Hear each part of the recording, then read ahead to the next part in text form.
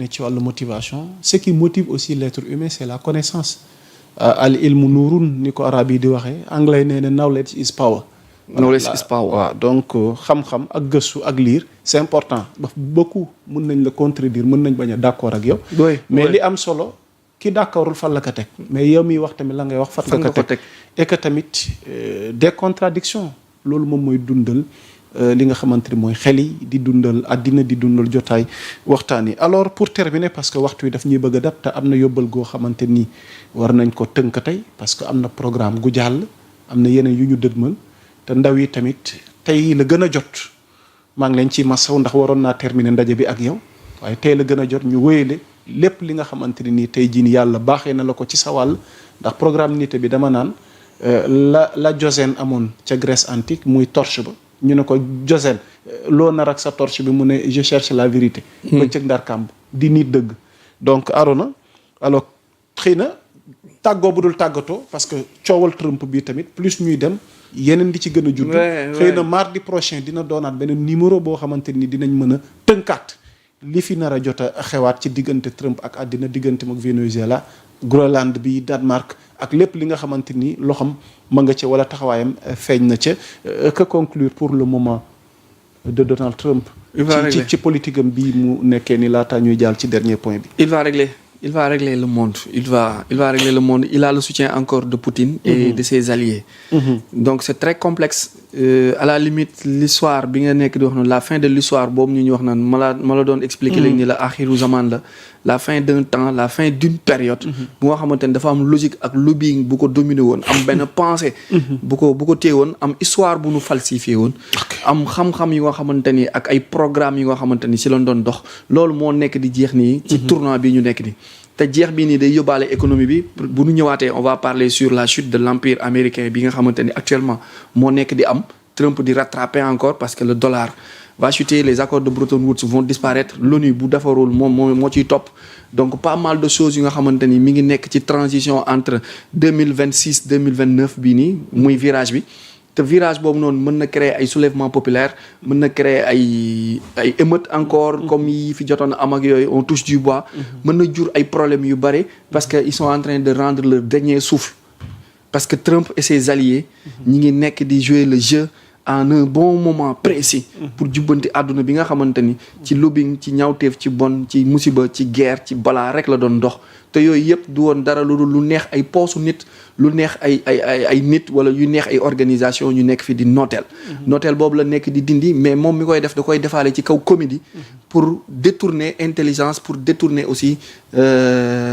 pexe ak xalaat yi nga xamante ni moom la nit ñi war a mën a développer le temps que moom mu dérouler son programme mu dérouler sa politique pointue bi nga xamante ni c'est pas une politique bu nga xamante ni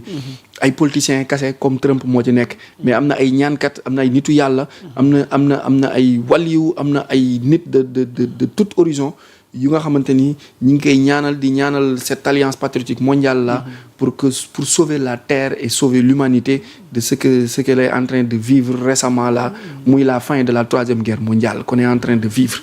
te lu ne xew na ci donc loolu aussi on va essayer d'en revenir de revenir encore ci li ma annoncé nii prochainement ci mardi bi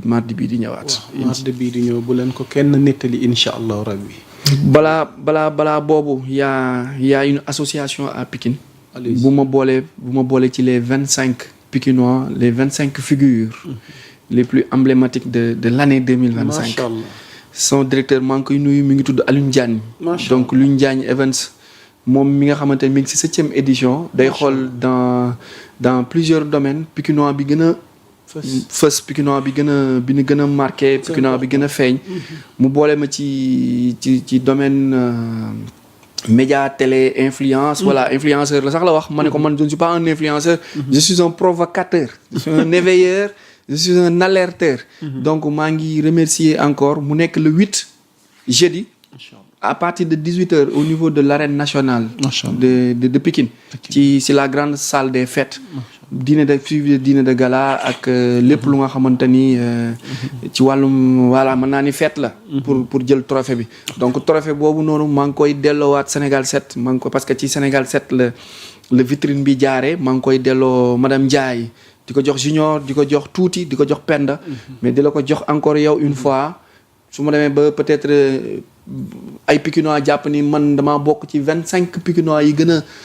voilà kii ci 1 million de Pikinois c'est loolu amul fay donc on donne rendez-vous tout le monde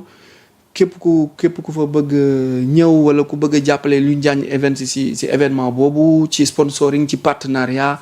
pour mu koy amal ay at yu bari di ko wax ni ko man aw ma fayam aw ma seen fay yéen waa Pikine encore une fois. beneen jàngat bi mooy am na lu nga xamante ni maa ngi ko doon critiquer te bu ma doxee ba mu dab ma war naa ci mën a ñëwaat encore une fois am lu ma leeral. mooy le port autonome de Dakar. J'ai tout le temps tapé sur la table pour dire que le fonctionnement le mécanisme bi ni muy doxee ça reste à voir. jot naa une partie du bilan de l'année 2025 de ce qui a été fait. gis naa rang bi mu jugee 300 et quelques dans le monde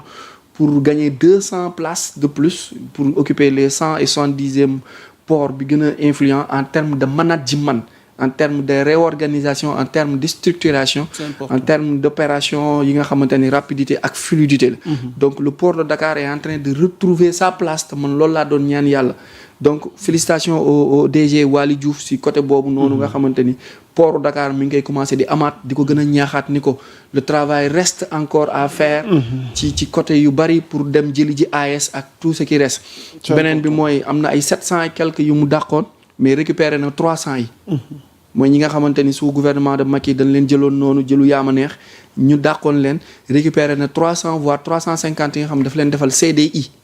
direct au lieu ñu nekk ay prestataires wala ay vacataires comme ça daf leen dugal directement dans le système signer leen ay CDI recruter leen ñuy fayeeku salaire di liggéey ba pare il a misé sur la jeunesse donc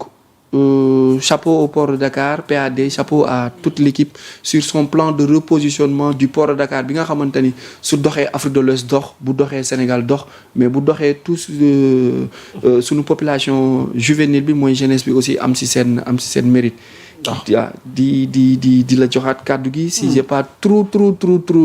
di nuyu xanaa Talla Mbaye musique bu Chikori bi ma may yére bi je dis Talla Mbaye men way tamit way voilà Sikurula waaw Sikurula defe naa njabootu borom daarul moom si ci la bokk di ko nuyu mook soxnaam defe naa soxna Jaara Bichri moom la soxna Jaara Bichri waaw ñu ngi leen di seetaan di leen bàyyi xel bu ngeen ko yëgee bu ngeen ko yëgul dëgg la ndax ñu nit tamit du ma ne ay bàyyi daaru lañu ndax kenn génnu ci wallaahi dëgg la ngeen ne gis nañ ci suñu bopp ñu ngi leen ciy ñaanal ñu ngi leen di bàyyi xel moo xam ci réseau yi moo xam surtout soxna si ci say émission waaye tamit Talla ci Sikurula am donc ñu ngi leen di béggee di leen ñaanal yàlla waaye nag bu leen nu fàtte yéen tamit ci ñaan en tout cas daal la nga sagalee Arouna mel na ni ñun nga ko defal mel na ni jotaay bi nga ko defal dëgg la ñu ngi la ci béggee Baye Daruma waaw Baye Daruma noonu naanaan la waaw day ay dàll ay yére day yëgati mook soxna si yëpp soxna Jaara ñi ngi nekk wetu Stade Alassane Djigo bu Pikine donc Talla merci beaucoup ci yéene bi encore une fois ba ma ko mayee rek c'est le 78 492 58 74 macha allah amatina solo di ci jaajëfal ma ni tamit suma grand sama soppeek bopp xam naa ni fan yi raar na waxe danaa jaar Alaaji Baara donc first class mi nga xamante ni lii nu sol wala bëri na jotaay ngeen ñuy gis ñu yàññi donc ñoom ñoo fa jaar ndax i tamit du rek dañ fiy toog Arouna am na ñuy jàpp ci yëf yi ba nu mën a indi maanaam jëmm ji nga xamante ni di ngeen ñu nawloo te di ngeen ñu sopp Arouna tàggoo bu dul tàggatoo waxtu wi nag dab nañu donte sax teg naa ci ay simili nag soxna tuuti waaw di la ko jégalu di la ko massaw alors kàddu gu mujj gi lan lay doon Arouna bon di ñaanal ñëpp rek yaa Moussa di ñaanal yëpp di ñaanal yàlla aussi di ñaan yàlla aussi mu defal ñu jàmm di fàttali aussi ndaw Sénégal yi ni leen